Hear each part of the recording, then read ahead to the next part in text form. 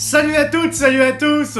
Je vous souhaite la bienvenue sur Légende des jeux télé et je suis très heureux de vous retrouver pour une nouvelle vidéo. Demain jeudi aura lieu un événement exceptionnel dans l'histoire des jeux télévisés.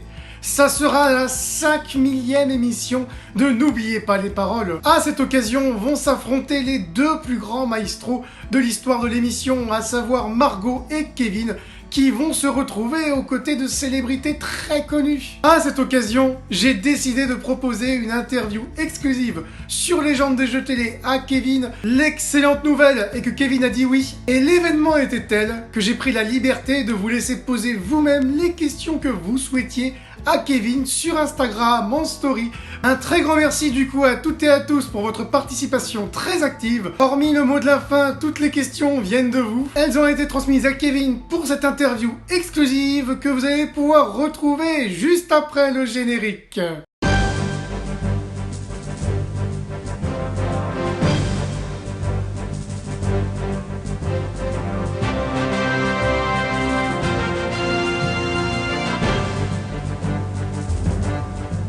Salut Jean-Baptiste, du coup je vais répondre à tes questions.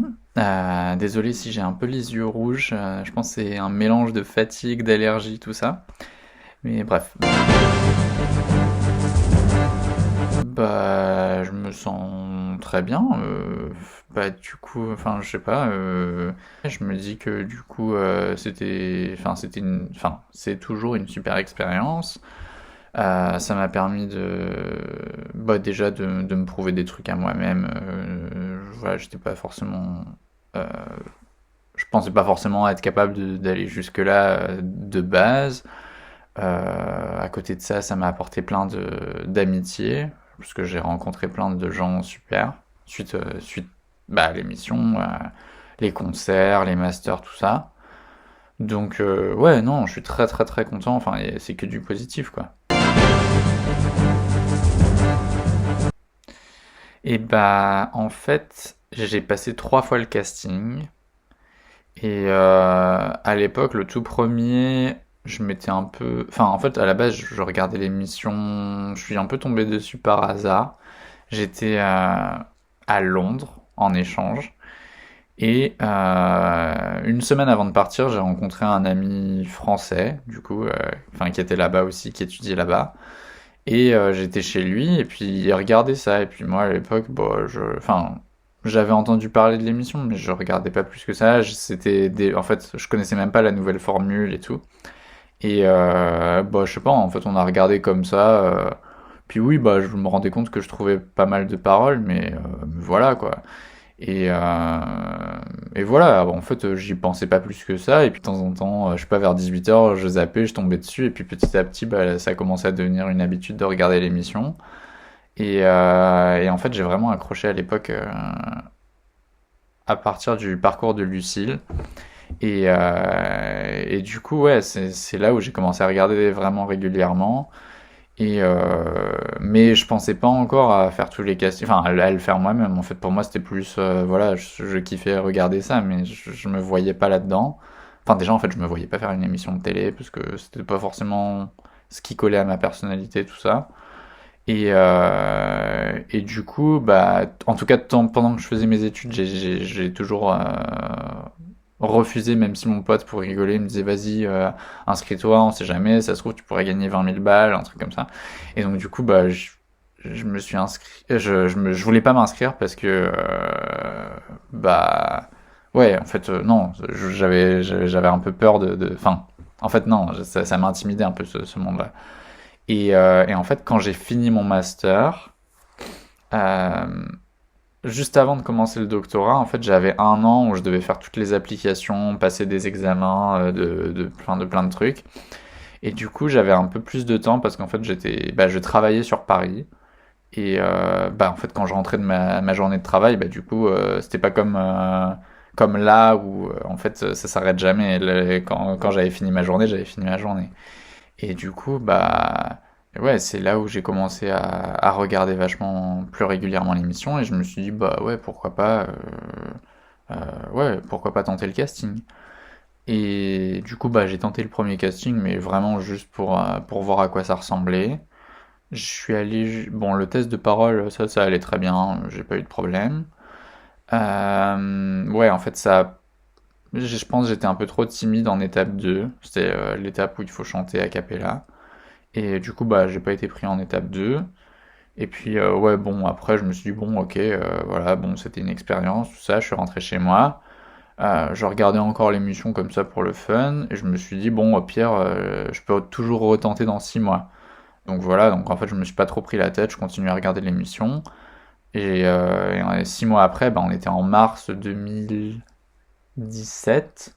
Bah, du coup, je me suis dit, bon, allez, vas-y, je me motive. Mais là, pour le coup, enfin, je sais pas, en fait, psychologiquement, comme j'avais déjà fait un casting, en fait, je m'étais déjà préparé à essayer d'aller plus loin. Et du coup, là, vraiment, genre, ouais, j'y allais en mode, bah, j'ai envie d'être pris. Alors que la première fois, c'était plus, bah, je veux juste tâter le terrain, quoi.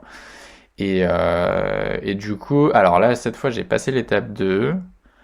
Je suis allé jusqu'en étape 3, mais du coup, bah après, j'étais en attente. Et puis, genre 1 ou 2 mois après, bah, j'ai reçu un mail pour dire que c'était mort, quoi. Et du coup, bah, suite à ça, en fait, je me suis dit, bon, bah, en fait, c'est foutu, quoi, parce que de toute façon, là, je vais commencer mon doctorat aux États-Unis, donc, enfin, j'aurai plus le temps de me consacrer à ça et tout, en fait. Donc, du coup, j'avais complètement, enfin, j'ai continué à regarder l'émission un peu par plaisir jusqu'en juin, par là. Et puis après, je préparais mon départ aux US et du coup, enfin, j'avais complètement oublié, enfin, complètement décroché de l'émission. Enfin, pour moi, c'était même plus un objectif. Hein, j'étais passé à autre chose, quoi. Et du coup, bah ouais, pendant 6 7 mois, bah, je regardais pas l'émission.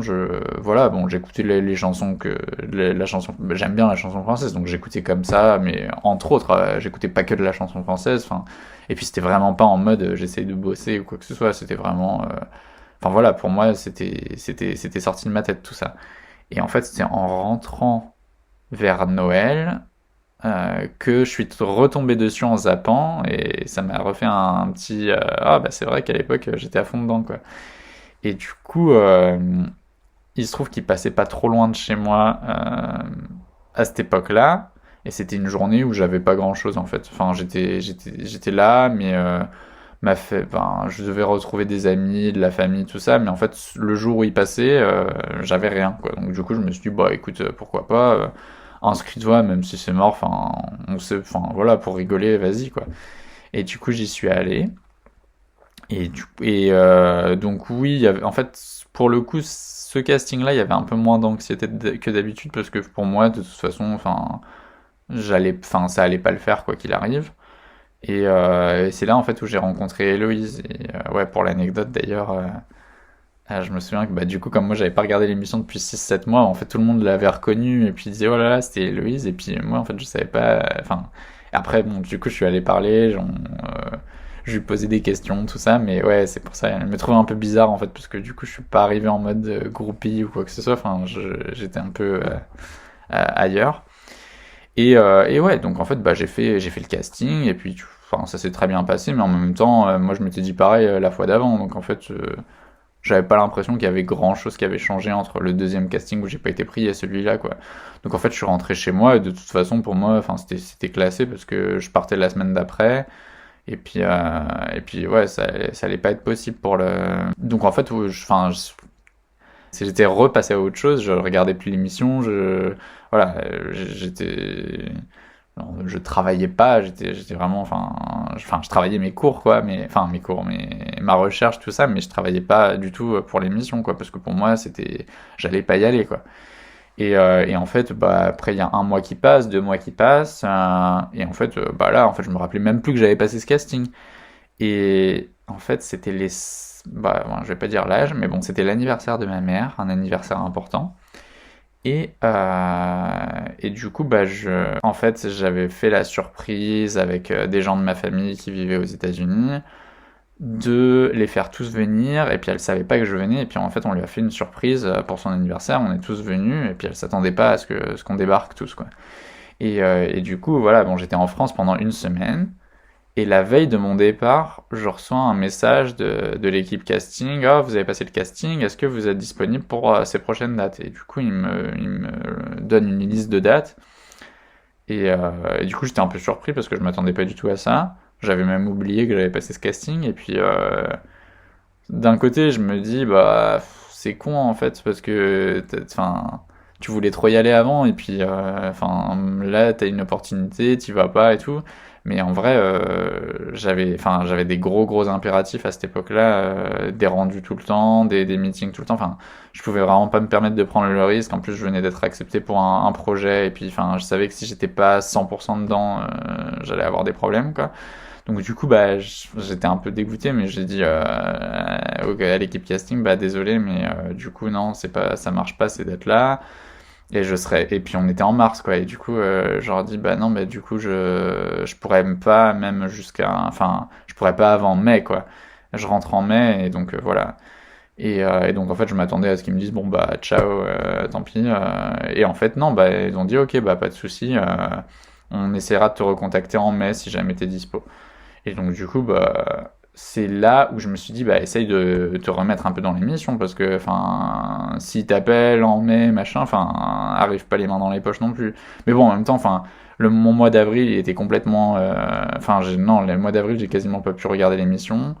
Ouais, en fait, c'est quand je suis rentré que j'ai recommencé à regarder l'émission, et donc j'ai quoi, j'ai eu une vingtaine de jours, en gros, où j'ai regardé, j'ai été fallait quand même que je bosse à distance, mais bon, j'étais un petit peu plus dispo pour suivre l'émission, tout ça. Et voilà, donc en fait, bah, j'ai révisé enfin, un petit peu pendant cette période. Et puis après, sinon, c'était entre les tournages. Mais bon, entre mes tournages, j'ai tout enregistré en quoi, 8 jours d'intervalle. Donc au final, bon, ça laissait pas beaucoup de temps pour apprendre beaucoup de nouveautés. Donc voilà, enfin, mais enfin, à mon époque, c'était moins. Les gens se préparaient, enfin, on se préparait un peu comme ça, enfin, parce qu'on aimait bien regarder l'émission, donc il y avait des chansons qui revenaient, on se disait ça, faut les connaître, ça, faut les connaître, mais c'était pas en mode. Enfin, personne ne savait combien de chansons on connaissait, enfin, c'est une autre question. Ouais, en fait, ça c'est venu bien après, parce qu'en fait, les gens ils se sont rendus compte bah, déjà de l'enjeu financier qu'il y avait derrière tout ça, de se dire, bah, au final, si tu bosses, je sais pas, 500, 1000 chansons, bah, du coup, t'as des chances de faire 100 000, 200 000 euros, du coup, enfin, bah, de plus en plus, les gens, ils se mettent à bosser, mais à mon époque, c'était pas encore vraiment comme ça. On y allait un peu avec nos connaissances de base, et puis, oui, enfin, forcément, on consolidait en regardant l'émission, à part... parce que oui, même si on avait des connaissances de base de musique, forcément, bah, en regardant l'émission, de temps en temps, bah, on découvre une chanson, et puis finalement, c'est des chansons qu'on aime bien, donc au final, c'est même pas... On bosse, quoi. Enfin, en fait, c'est juste, on découvre une chanson par l'émission, et puis en fait, elle nous plaît, et puis finalement, bah, on finit par l'écouter beaucoup, et puis après, on la connaît, quoi. Mais ouais, c'était un peu moins travail à l'époque, quoi. Ben ouais, enfin oui, bah en fait là j'ai commencé, je m'y suis un peu habitué là parce que ça fait plus de 2 ans, bientôt 3 ans maintenant que c'est le cas. Bah du coup non, bah c'est fou. Enfin pour moi c'est un peu, j'ai envie de dire, je m'y suis habitué même si on réalise jamais vraiment ce qui nous arrive, quoi, parce que enfin c'est quand même ouais, c'est quand même une expérience de fou.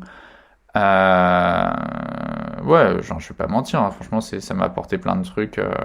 Déjà, un peu ça apporte un peu de confiance en soi, ça apporte un peu de. Ouais, financièrement, oui, ça apporte, clairement, on va pas se mentir.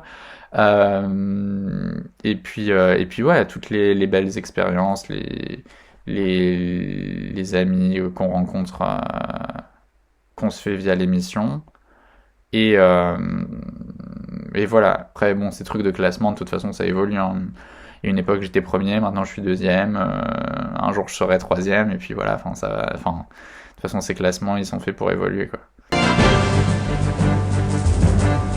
Ouais, comme j'ai dit tout à l'heure, à l'époque, on faisait pas vraiment de liste qu'on apprenait par cœur, enfin, c'était plus, voilà, à l'intuition, en regardant l'émission, et puis alors, ce que je peux dire, c'est qu'à l'époque, j'avais peut-être 1000, 1500 chansons sur mon portable. Après, je les avais pas forcément bossées à la virgule près en même chanson, quoi. C'était des chansons que j'avais écoutées, que potentiellement j'aimais, mais ouais, enfin, Je saurais pas dire combien de chansons je connais par cœur, parce que maintenant, enfin, voilà, les gens sont capables de dire, voilà, j'en ai bossé tant de A à Z. Honnêtement, même aujourd'hui, j'ai aucune idée de combien de chansons je connais de A à Z, parce que, ouais, ouais, c'était un peu, enfin, c'était une autre époque, quoi.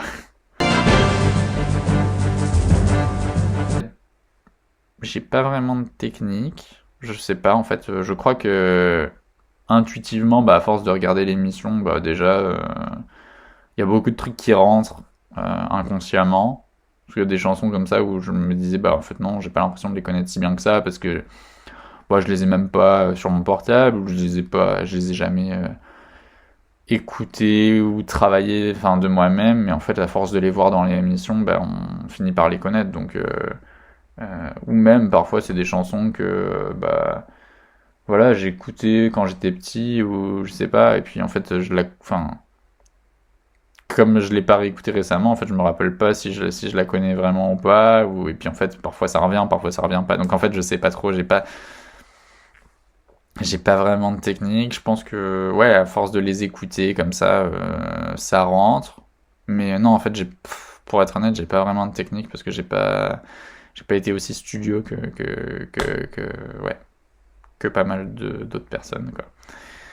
Donc ça, vaut mieux demander aux maestros récents et ils seront plus au point sur les techniques de travail. Et ben, alors je sais pas. Bah en fait moi ce que je faisais c'était que c'était l'épreuve qui m'angoisse, enfin c'est toujours l'épreuve qui m'angoisse le plus. Et du coup, ce que je faisais, c'était, je me disais, mais en fait, si tu restes les yeux ouverts comme ça devant tout le monde, en fait, tu vas voir les caméras, tu vas voir les lumières, le public, tout ça, et tu vas paniquer. Donc en fait, ferme les yeux, mets ta main devant ta tête pour t'imaginer que t'es dans ta salle de bain ou dans ta chambre, et que t'es tout seul, et puis t'essaies de débiter la chanson comme ça.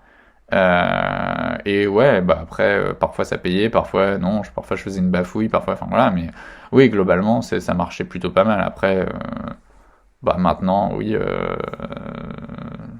je crois que, enfin maintenant c'est devenu assez commun d'aller très loin sur la même chanson, donc ouais, je pense que voilà, il y a plein de techniques pour y arriver. Moi, j'avais un peu improvisé un truc en mode, voilà, j'essayais de me mettre dans ma bulle et voilà, après ça marche, comme, enfin, et parfois ça marche pas, mais voilà.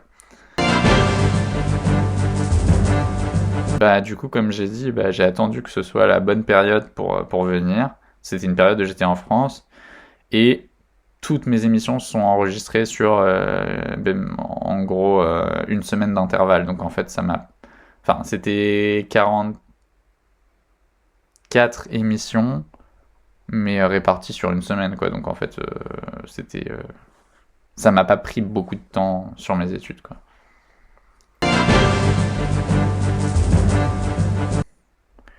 Bon, alors ça, j'en sais rien, je suis pas devin. Euh,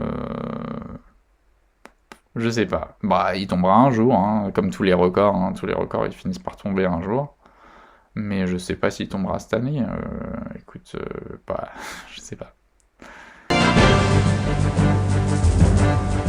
Bah, j'ai envie de dire, c'est déjà il y a de la, bon, le travail, c'est sûr que maintenant c'est une condition nécessaire. Après, quand bien même on bosse énormément, il n'y a jamais une garantie. Il suffit juste de venir et puis que le maestro finisse la même chanson et qu'il marque tous ses points, bah de toute façon c'est foutu, même si tu connais toutes les paroles du monde. Ou même, enfin voilà, tu arrives, tu bafouilles avec le stress, ou t'as un trou noir, enfin voilà, il suffit de pas grand chose pour perdre, quand bien même tu connais toute la chanson française, ce que personne ne connaît intégralement.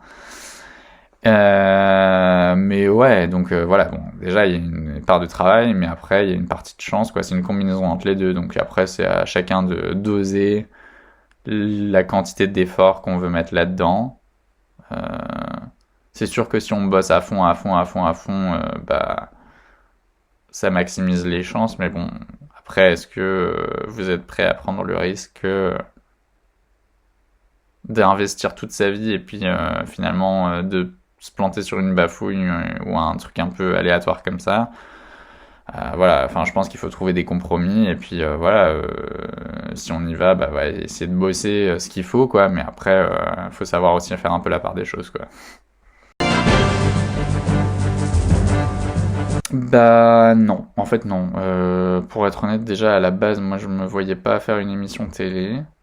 J'ai fait cette émission parce que, enfin, je sais pas, c'est arrivé comme ça. Enfin, l'opportunité s'est présentée et puis je le sentais au moment où je l'ai fait.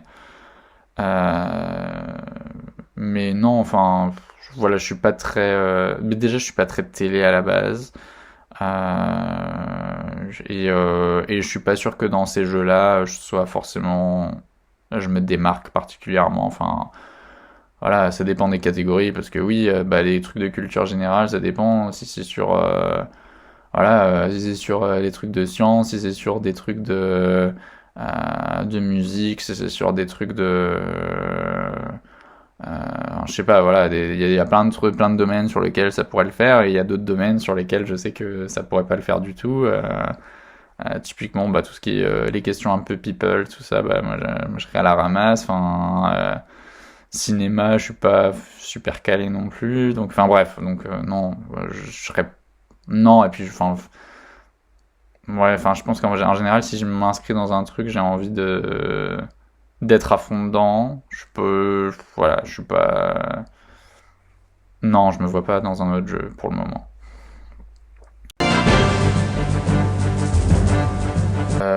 Bah déjà, je voudrais remercier tous les gens qui me suivent régulièrement sur les réseaux sociaux et qui m'envoient plein de messages gentils, des cadeaux, enfin bref, non mais j'ai reçu tellement de trucs ces 3 dernières années, tellement de positifs et de gentillesse de tout le monde que voilà, bah merci à tous.